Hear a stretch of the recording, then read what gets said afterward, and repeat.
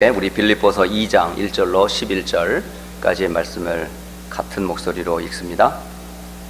그러므로 그리스도 안에 무슨 권면이나 사랑의 무슨 위로나 성령의 무슨 교제나 긍휼이나 자비가 있거든 마음을 같이하여 같은 사랑을 가지고 뜻을 합하여 한 마음을 품어 아무 일에든지 다툼이나 허영으로 하지 말고 오직 겸손한 마음으로 각각 자기보다 남을 낮게 여기고 각각 자기 일을 돌볼 뿐더러 또한 각각 다른 사람들의 일을 돌보아 나의 기쁨을 충만하게 하라.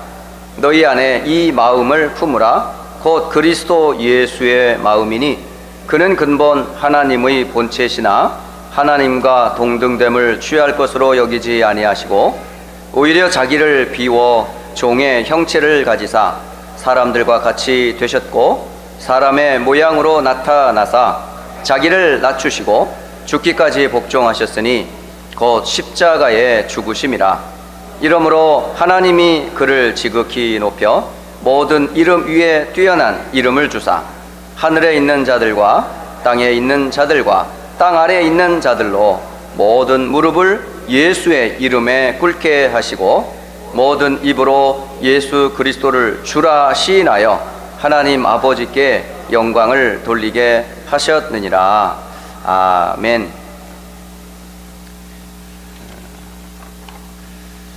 여러분, 복음은 비밀입니다. 비밀. 여러분 늘 듣지만 복음 이거 아무나 깨닫는 거 아니에요. 깨닫고 싶다고 해서 깨달아지는 것도 아니고요. 여러분, 지어진 저 하늘을 쳐다보면서 하나님이 보입니까? 그렇게 안 보여요. 저 날아다니는 새를 보면서 여러분 그 새를 지으신 창조주 하나님을 아무나 보는 줄 아세요? 그렇지 않아요. 들에 피는 작은 꽃송이 하나에 하나님이 손수 지으신 그 세밀한 창조의 세밀함을 여러분 볼 수가 없어요. 우리가 자연을 보면서도 그 지으신 하나님을 모르는데 하나님의 특별한 은혜, 복음이신 그리스도를 안다? 이게 결코 쉬운 일이 아닙니다, 여러분. 그래서 여러분 기도하셔야 돼요. 진짜 그리스도를 바르게 깨닫도록.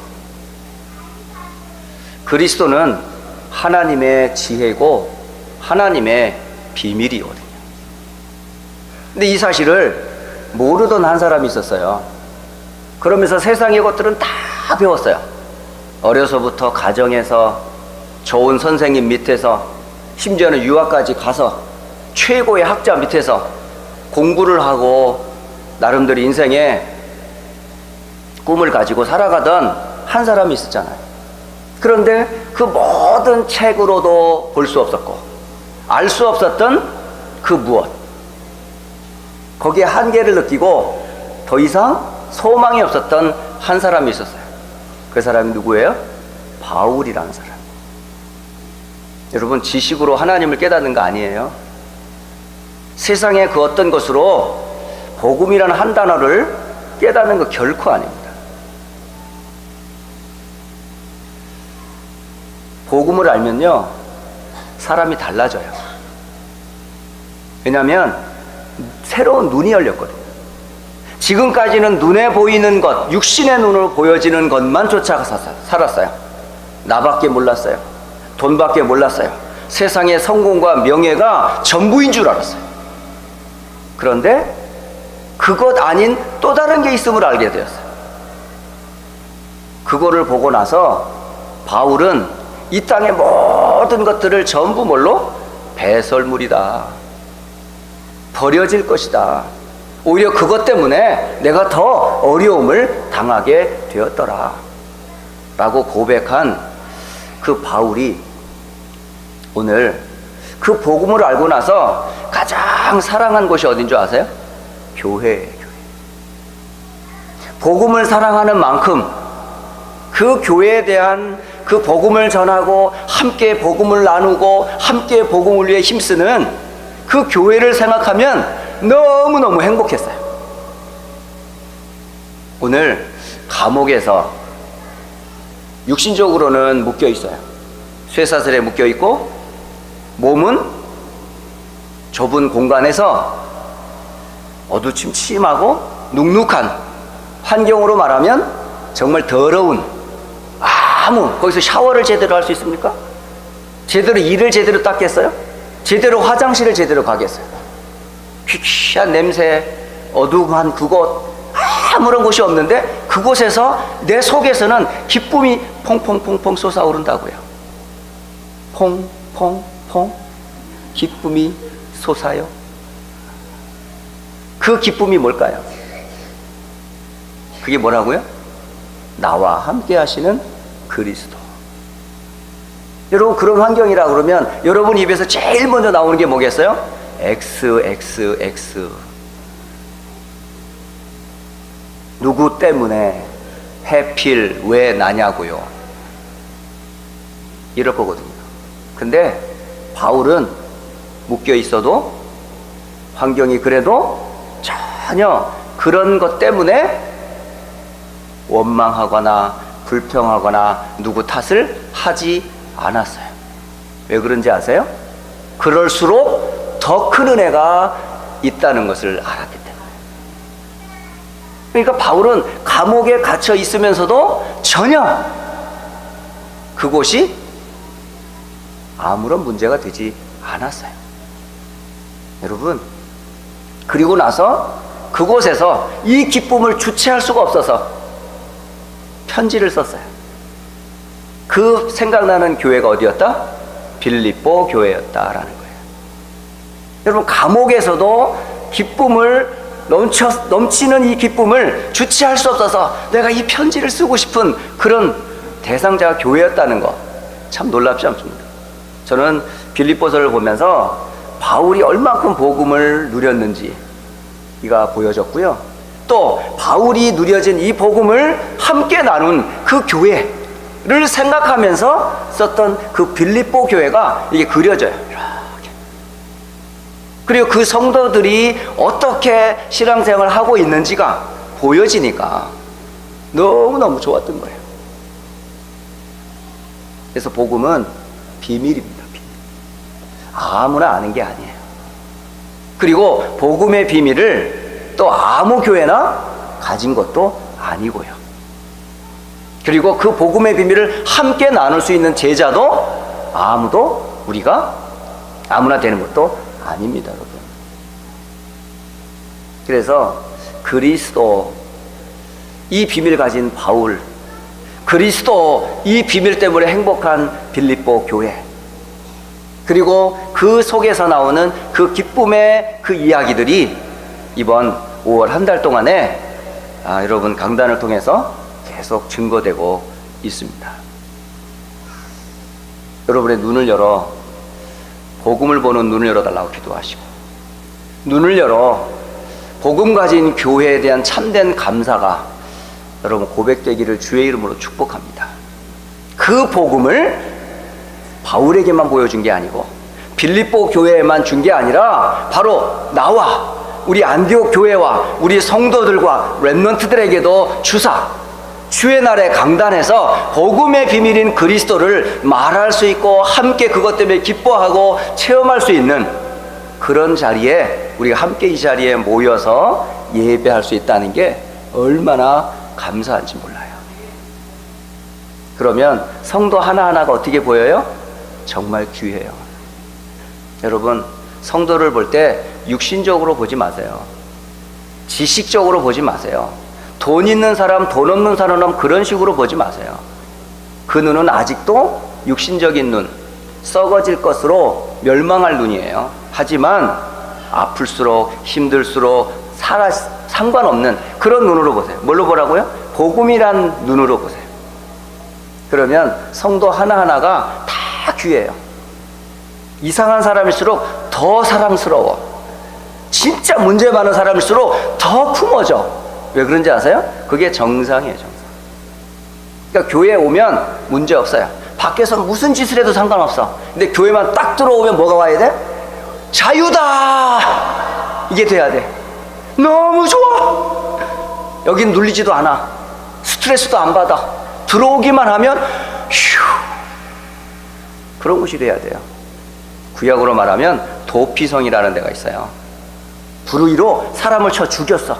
그 죽인 것 자체는 큰 형벌이야. 돌로 맞아 죽어야 돼.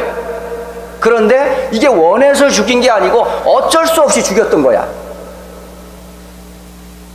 그런데 하나님이 참 은혜로우셔서 이스라엘 전역 곳곳에 달려가면 그것을 변호할 수 있는 도피성을 만들어 놨어. 그게 오늘날 뭔지 아세요? 그게 복음 가진 교회예요. 어떤 아픔이 있어도, 어떤 힘듦이 있어도, 어떤 고통이 있어도 교회만 들어오면 여러분에게는 휴, 살았다, 내게 소망이 되는 그런 교회가 되어야 돼요. 여러분, 저는 그런 교회가 휴스턴 안디옥 교회 되기를 늘 기도해요. 저 역시 교회를 통해 그 은혜를 받게 됐고, 또 교회만 들어오면 너무너무 행복해요. 집에 가기 싫어. 근데 성도들은 막 끝나고 나면 가방 싸기 바빠. 그냥 뭐 집에 뭐 이렇게 맛있는 거 좋은 걸 갖다 놨는지 모르겠는데 그거요, 집에 가도 별거 없잖아요. 먹으면 끝이잖아. 보면 끝이잖아. 근데 교회는 그게 아니에요. 계속 나 만나서 포럼하고 기도하고 말씀 나누고 말씀 듣는 게 여러분 행복해야 되거든요. 제가 볼 때는 저희 자녀들을 보니까 어릴 때부터 교회에서 컸어요. 아주 어릴 때부터 뱃속에서부터 교회에서 컸어요. 그래서 교회 오지 말라, 너 교회 오지 마, 제일 두려운 얘기예요. 아빠 제발 교회 가게 해주세요. 엄마 나 교회 갈 거야. 우리 랩런트들 교회 오지 마 그러면 와 오늘 게임하는 날이다 이러면 안 돼요. 아 드디어 엄마가 아빠가 없으니까 내가 할 수 있는 거 다 해야지 하고 딴짓할 수 있는 그런 마음이 있다면 여러분 아직 교회 모르는 거예요. 교회는요 하던 일을 멈추고 교회가 그래 하고 바로 짐을 싸서 튀어나올 수 있을 그런 곳이 돼야 돼요. 여러분 오늘 아침에 일어났을 때 교회 가는 날이야, 주일이야, 예배하는 날이야, 오늘 말씀 듣는 날이거든 하고 기쁨으로 튀어나오신 분들도 있겠지만, 아 좀 오늘 좀 쉬자, 좀 오늘 또 나가야 되냐, 제발 좀 쉬자, 이때 아니면 언제 쉬니, 제발 날 좀 내버려 둬, 이런 분들도 있을 수 있겠죠. 괜찮아요. 아직 몰라서 그래. 알면 변해요. 들으고 보면 바뀌어요. 그게요 여러분 눈이 열리면 돼요. 그렇게. 그게 어디서 나오는 줄 아세요? 복음이라는 곳에서 나오는 기쁨이에요. 교회만 생각해만 나오는 그 행복이에요. 그게 누구의 가슴에 있어야 돼요? 어머니의 가슴에, 아버지의 가슴에, 우리 선생님들의 가슴에, 앞에서 말씀을 전하는 전도자들, 우리 성도들의 사역자들의 가슴에 뭐가 있어야 돼요? 복음만 생각하면 너무너무 행복해야 돼. 아무런 부족함이 없어. 복음 그걸로 끝. 그리스도 너무 행복해. 이 속에서 만남이 이루어져서 전달해주는 그 편지, 그게 바로 기쁨의 서신이었던 빌립보서예요. 바울이 누렸던 복음, 그리고 그 복음의 편지를 가지고 지금 그것을 읽으면서 바울이 가진 복음을 함께 기뻐했던 빌립보 교회, 그곳을 오고 가며 함께 사역했던 제자들과 성도들의 관계, 그게 뭘로 이렇게 이어졌어요? 딱 하나로 이어졌다니까. 그리스도, 나는 이걸로 연결이 됐어요. 저는 이번 한 달 동안에 너무 행복해요. 지난달도 행복했지만 앞으로도 행복하겠지만 이번 달은 너무너무 제가 행복해요. 왜? 그리스도의 비밀을 누리는 바울을 보면, 또 그 복음을 가지고 함께 누리는 교회를 생각하면, 그 교회가 제가 아무리 생각해봐도, 제가 휴스턴 교회는 다 돌아다니진 않았지만 제가 있는 이 교회는 그런 교회라고 확신이 있거든요. 저는. 예. 제가 딴 말 안 해도 그리스도만 얘기하면 기뻐할 수 있고 찬양할 수 있고 함께 쉐어할 수 있는 그런 교회가 바로 안디옥 교회인 것을 저는요 갈수록 확인하니까 너무 행복해요. 자, 이번 한 달 동안 또 이번 한 주 동안에 오늘 또 붙잡아야 될 말씀 잠시 좀 전달을 하겠습니다. 오늘 이런 복음의 비밀을 가지고 누리는 사람을 보고 전도제자라고 그래요. 전도제자는 특별한 사람이 아니에요. 복음 가진 사람은 그게 바로 전도제자예요. 그리고 그 복음이 필요하다는 걸 알고 기도하는 사람은 다 전도제자예요. 특별한 사람이 아닙니다. 이 사람들은 복음을 알면 다 전도제자입니다. 전도가 뭔지 알죠?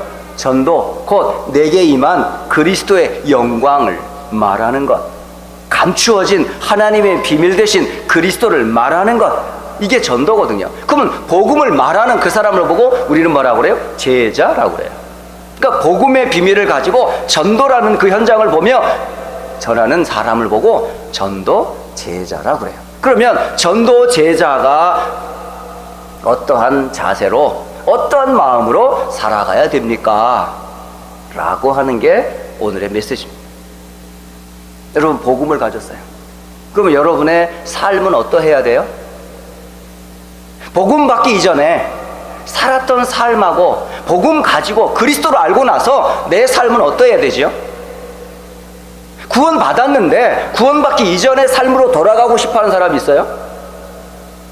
출애굽 이스라엘 백성들이 그랬다니까요. 홍해 앞에서, 광야 앞에서, 문제와 사건 앞에서 돌아가자라고 생각했어요. 애굽으로 돌아가야지. 왜 여기 광야에서, 이 홍해 앞에서 죽어야 되는가 말이지. 아직 진짜 복음과 부른 이유와 그 축복을 모르는 사람들. 오늘 구원받았다면, 그리스도를 알았다면, 진짜 하나님이 나와 함께하는 임마누엘의 비밀을 가진 사람이라면 우리의 삶이 어떠해야 되는지에 대한 자세, 물론 이게 순차적으로 변해요.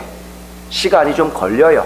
하지만 그렇지 않다 할지라도 내 마음만큼은 그런 마음을 가지고 있으셔야 내 삶이 변해요. 첫째, 전도제자가 갖추어야 될 자세가 뭐냐? 삶을 보는 자세. 여러분의 삶이 어떠해야 된다? 그 자세를 세 가지로 말해주고 있어요. 첫째는 긍휼하는 마음이다 라고 되어 있어요. 긍휼. 이 말씀을 연구하다 보니까요, 이 긍휼이라는 단어를 그 학자는 이렇게 표현했더라고요. 또 다른 말로 창자라고 표현을 해요. 창자? What? 의사 선생님 알지요? 보이지 않는 우리 속에 이 창자가 있어. 오장 육부가 있잖아요. 이게 긍휼이라는 거야. 무슨 얘기죠? 진짜 깊이 있는 마음과 그 깊이 있는 사랑과 그 마음을 표현하는 거예요. 그러니까 겉과 속이 그냥 진심으로 베푸는 은혜를 긍휼이라고 그래요. 여러분, 받은 은혜가 얼마나 큰데, 받은 구원이 얼마나 크길래 우리가 내 창자를 내어줄 정도로 그렇게 긍휼을 베풀어라? 그게 우리의 삶의 자세여야 된다는 거예요. 용서도, 관계도, 권면도, 위로도, 사랑도, 이 모든 삶의 자세에서 우리의 마음에 받은 긍휼을 생각하면 뭐가 아까울 게 있어요? 받은 구원과 하나님이 죄인된 나, 마귀의 종됐던 나, 지옥 갈 수밖에 없는 나를 그리스도라는 그분으로 인해서 받은 구원을 생각하면 뭔들 우리가 못 내주고 못 줄 게 있냐고요. 여러분, 그래서 그걸 긍휼이라 그래요. 그건 하나님으로부터 주는 거예요. 받는 거예요. 그러니까 여러분, 하나님으로부터 받은 은혜를 받은 사람이기에 긍휼이라는 단어가 여러분에게 것이 된 거예요. 우리에게는 긍휼이라는 게 없어요. 나밖에 몰라요. 돈밖에 몰라요. 세상 것이 다예요. 그런데 죄인된 내가 하나님의 은혜를 받았으니 받은 은혜를 사용하니까 받은 게 내 거 아니잖아요. 내가 만든 거 아니잖아요. 내가 노력해서 얻은 거 아니잖아요. 그냥 거저 받았잖아요. 받았으니 뭐죠? 거저 주라는 거예요. 그거를 억지로 주지 말고 진짜 주란 말이에요. 진심으로 마음 깊은 곳에서 창자가 뒤집힐 정도로 그를 품고 이해하고 용서하는 그런 마음을 가져라는 거예요. 그게 긍휼이에요. 긍휼. 여러분에게 받은 은혜가 클수록 그 긍휼이 더 풍성해질 줄 믿습니다. 알면 알수록 이게 더 느려져요. 그러면 두 마음 안 품어요. 우리는 두 마음이 있다고 그러잖아요. 한 마음에는 죄를 쫓는 육신의 마음이 있고, 한 마음에는 하나님의 말씀과 하나님의 구원의 은혜 속에 거하고자 하는 마음이 있어요. 근데 이 두 마음에 뭘로요? 내가 판단하고 결정해주는 대로 움직여요. 내가 육신의 마음을 쭉 품어버리면 그쪽에 확 살아나버려. 근데 아니야! 그리스도 안에서 나는 누구지? 라고 그 믿음을 딱 선택하면 믿음으로 확 살아나는 거예요. 여러분, 우리에게 두 마음이 항상 있잖아요. 그렇지 않아요? 육신을 쫓는 마음과 성령을 쫓고자 하는 마음이 두 마음을 우리에게 갖고 있단 말이에요. 그런데 복음을 알면 알수록 우리의 마음은 두 마음이 아니라 한 마음이 돼요. 오늘 전도 제자가 갖춰야 될 여러분의 마음은 어떠해야 된다? 한 마음. 오늘 특히 빌립보서 2장 2절에 보니까 이 단어가 4번이나 나와요. 같은, 하나, 끝, 이렇게 동일한 이런 뜻이 4단어가 나와요. 4단어. 그게 뭔지 아세요? 마음을 같이 하래요. 같이 하나래란 말이에요. 하나. 또 뭐라고 되어 있어요? 2장 2절에 같은 사랑. 이게 하나야. 하나. 사랑도 하나. 그리고 뜻도 하나. 그리고 마음도 한 마음. 결국 하나입니다. 하나. 다른 마음을 품지 말라는 거예요. 여러분의 마음이 한결같아야 돼요. 두 마음은 갈등이 생겨요. 이렇게 해야 될까? 저렇게 해야 될까? 그래서 나와요? 다툼과 허영이 나오는 거예요. 그래서 싸우는 거예요. 그래서 분쟁이 나오는 거예요. 그래서 시기와 질투가 나오는 거예요. 두 마음이 되니까 싸우는 거예요. 그걸 보고 갈등이라고 그래요. 갈등. 여러분, 선택해야 될 때 갈등 생기죠. 근데 하나님 마음이 하나인데 그러면 갈등해야 안 해요? 안 해요. 그래서 여러분의 마음을 딱 정하시라니까. 하나님 중심으로, 복음 중심으로, 교회 중심으로, 세계복음화와 전도 선교 중심으로, 하나님의 영광을 위한 중심으로 딱 세워보세요. 그게 기준 세워가지고 마음으로 가면요, 사람요 두 마음 안 품어요. 그래서 중요한 게 일심이라고 그래요. One heart. 전심, whole heart. 지속, continuation. 알죠, 여러분? 여러분, 그런 마음을 품어야 돼요. 이 복음 운동하는 사람의 마음은요, 한 마음이 돼야 돼. 한 뜻이 돼야 돼. 한 방향 가지고 함께 가는 거야. 그게 전도 제자의 삶의 자세입니다. 그리고 받은 은혜가 너무 크니까 때로는 그게 너무 우쭐대어 가지고 비교할 수 있어요. 그거밖에 없냐? 이런 식으로. 난 이렇게 많이 받았는데 너는 기도 응답도 못 받아? 하나님 얼마나 내게 응답 주시는데? 이러면서 말이죠, 자신도 모르게 받은 은혜가 너무 커서 그 은혜를 나누다가 보면 자신도 모르게 자기가 우쭐해질 때가 와요. 그럴 때 무너지기 쉬워요. 그래서 우리에게 뭘 해라? 겸손한 마음을 품어라. 겸손, 험불. 이 단어요, 굉장히 중요한 단어예요. 그래서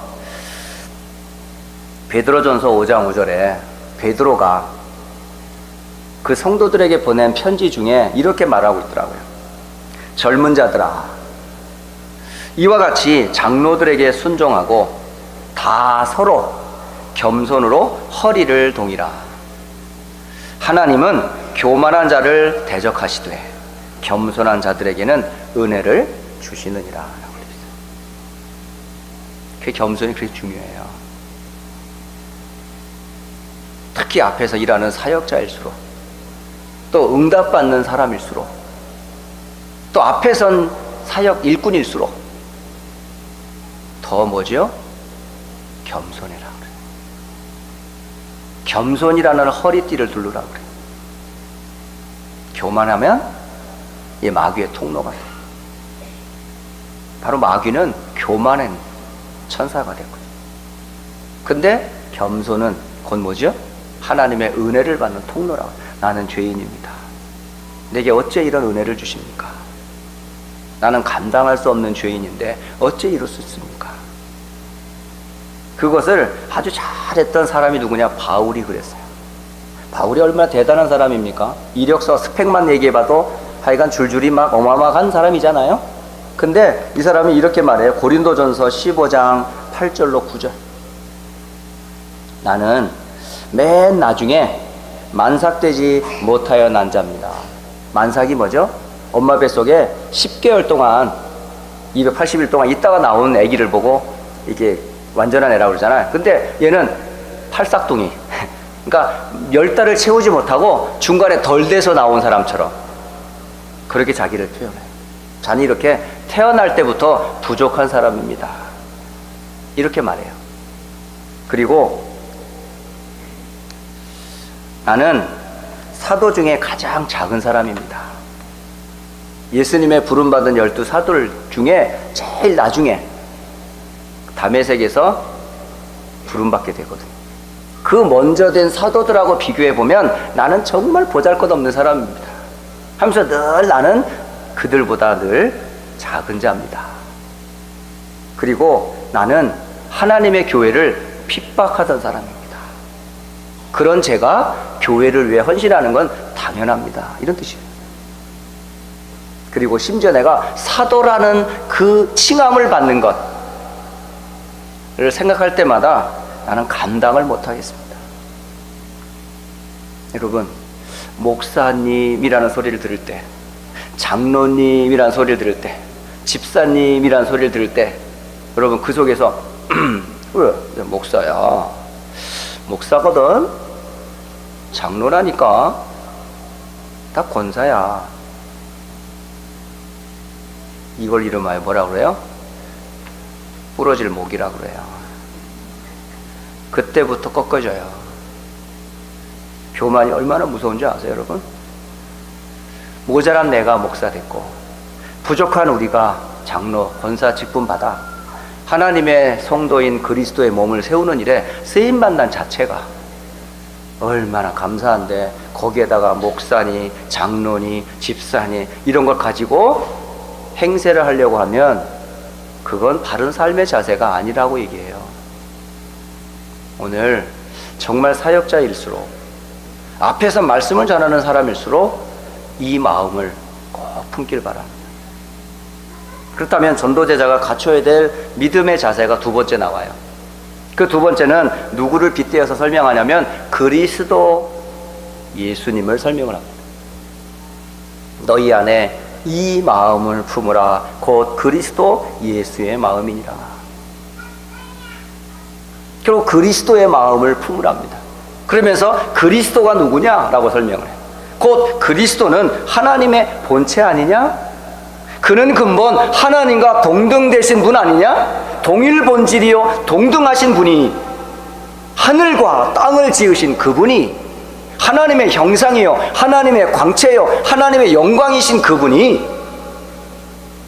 종의 형체, 그 사람의 모양으로 나타나 죽기까지, 십자가에서 죽기까지 순종했던 모습을 보지 않냐? 그러면서 예수님께서 십자가에 죽기까지 왜 그렇게 하셨어요? 저와 여러분을 구원하시려고.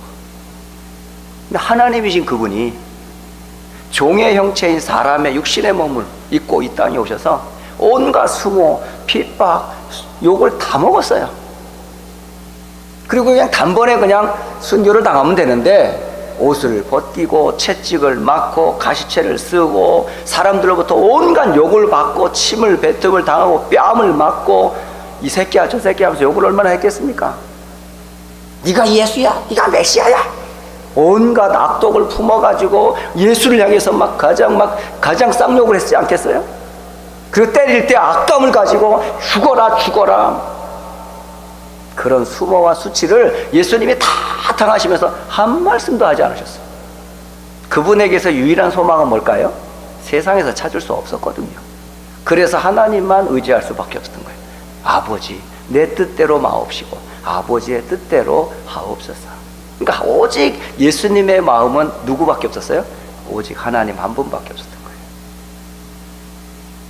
그렇게 죽으신 그리스도께서 하나님이 높이셨잖아요.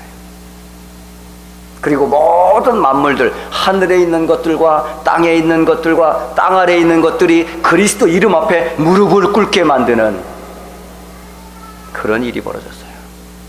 이런 믿음의 근본 되시는 그리스도를 우리가 주로 모시고 있지 않냐? 여러분이 그런 그리스도를 주로 모시고 있는데 우리의 믿음의 주요 온전케 하시는 예수만 바라보라는 거예요. 다른 것 바라보지 마라. 땅 바라보지 말고, 육신에 바라보지 말고, 세상적인 거 바라보지 말고, 오직 우리의 주는 누구밖에 없다? 믿음의 주요 온전케 하시는 예수밖에 없다. 유일한 소망, 예수님이 이 땅에서 가장 소망을 두었던 게 뭘까요? 사람에게서, 세상에게서, 부귀 권력에서, 예수님은 절대 그곳에서 소망과 기쁨을 찾지 않으셨어요. 예수님의 유일한 소망, 예수님의 유일한 희망, 예수님의 유일한 관심은 한 곳밖에 없었어요. 누구밖에 없었어요? 아버지 하나님께만 있었어요. 그런 그를 하나님께서 어떻게 하셨다고요? 하늘에 있는 것, 이게 뭐예요? 하늘의 천사들과, 그리고 죽음 이후에 성도들의 영, 땅에 있는 것, 그리스도를 믿는 선한 자들과 믿지 않는 악인들, 땅 아래에 있는 것, 앞으로 예수님이 다시 재림하시면 일어날 그런 부활할 자들과 타락한 천사 곧 귀신, 악령들들이 다 무릎을 꿇는답니다. 누구 이름 앞에? 그리스도의 이름 앞에. 이름이 뭔지 아세요? 권세예요, 권세. 예수 이름으로 마귀는 벌벌 떠는 거예요. 여러분, 예수 이름 부를 때 어떤 권세가 일어나는지 아세요? 은과 금은 내게 없지만 내게 있는 곳으로 내게 주노니 나사렛 예수 이름으로 일어나 걸어라.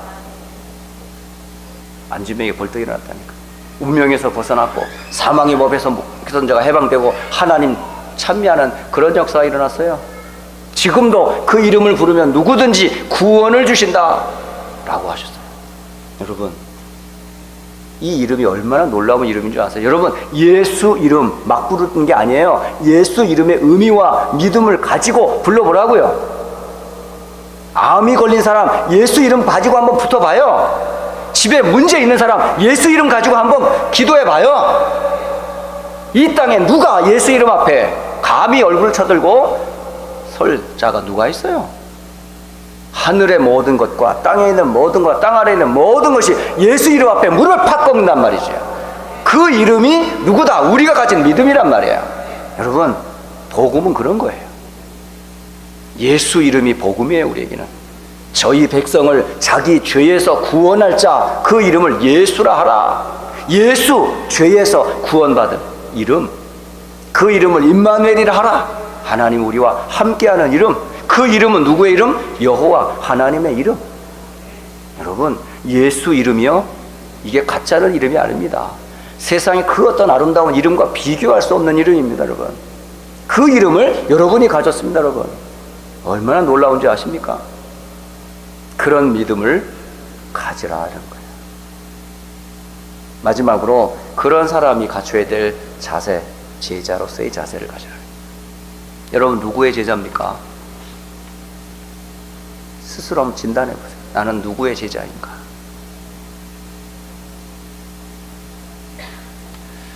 제자는 자기의 기쁘신 뜻을 사는 사람이 아니에요. 내 유익을 쫓아 사는 사람이 제자가 아닙니다. 제자는 자신을 부르시는 일 위해 사는 거예요. 나를 위해 살지 않아요. 부르신 그분을 위해, 그분이 기뻐하시는 일에 내 모든 것을 드리는 사람이 제자예요. 그래서 너희 안에서 행하시는 이는 누구다? 하나님이시니 그가 소원을 두고 그 소원을 이루어 가신다고 그래요. 아세요? 제자는 주님의 뜻에 내 모든 것을 맡기는 사람이 제자예요. 예수님을 이용해서 내 유익을 챙기려고 그러고, 예수님의 이름을 이용해서 내 자녀들을 챙기고, 내 예수님의 이름을 챙겨서 교회를 부흥시키는 그런 얄팍한 게 아니라고요. 예수 그리스도의 그 이름 때문에, 부름받은 그것 때문에 나를 드리고 주님의 소원을 이루는 일에 모든 걸 올인하는 사람을 보고 제자라고 그래요. 여러분, 정말 제자 맞습니까? 예수 믿는 진짜 목적이 뭡니까? 왜 예수 믿습니까? 나를 위해 믿습니까? 진짜 예수 믿는 사람은요, 주를 위해 믿는 겁니다. 주 때문에 내가 살았다는 걸 알기 때문에 모든 걸 주님 위해, 주님의 소원을 위해 모든 걸 드리는 거야. 그것을 사도 바울은 빌립보 교회에서 온갖 수고를 다했어요. 교회에서 일하는 거를 결코 이는 힘들어하지 않았어요. 교회 일을, 성도들을 세우고 제자들을 세우고 후대들을 세우는 것을 얼마나 헌신했는 줄 아세요, 여러분? 그게 그 자신의 기쁨이었다니까요. 그러니까 교회가 잘 되는 게 곧 나의 기쁨인 거야. 완전 사람 다르잖아요. 하나님의 소원을 이루는 일에 헌신했던 바울. 교회가 잘 된다면 나를 드릴 수 있는 그런 모습들. 이게 제자의 아주 모델입니다. 더 나가서 빌립보서 2장 17절과 18절 보면 거기에 오늘 이렇게 기록하고 있죠. 너희 믿음의 재물과 섬김 위에 내가 나를 전제로 드릴지라도 나는 기뻐하고 너희 무리와 함께 기뻐하리니 라고 되어 있어요. 이게 전제라는 말은 희생 제물을 드릴 때, 희생 제물을 드리고 그게 뭐 소라든가 양이라든가 비둘기라든가 그 제물을 이제 드릴 때 기름이나 포도주를 부어요. 그걸 보고 전제라 그래요. 그러니까 그리스도의 희생을 위해 자기가 그 복음 때문에 순교하는 것을 기뻐하는 거예요. 이 그리스도의 언약을 세우는 일에 내가 기름처럼 포도주처럼 쓰임받아 성도들이 온전해진다면, 견실해지고 튼튼해지고 우리 후대들이 건강해진다면 내가 죽어도 좋다는 거예요. 이게 제자예요. 아세요? 제자는 그걸 보고 제자라고. 그래서 저는 바울을 보면서 얼만큼 바울이 복음 속에 있었던 사람인지, 또 그 복음을 받은 교회가 어떤 교회인지 빌립보 교회를 보면서 저는 저를 보게 됐고, 그리고 교회를 보게 됐어요.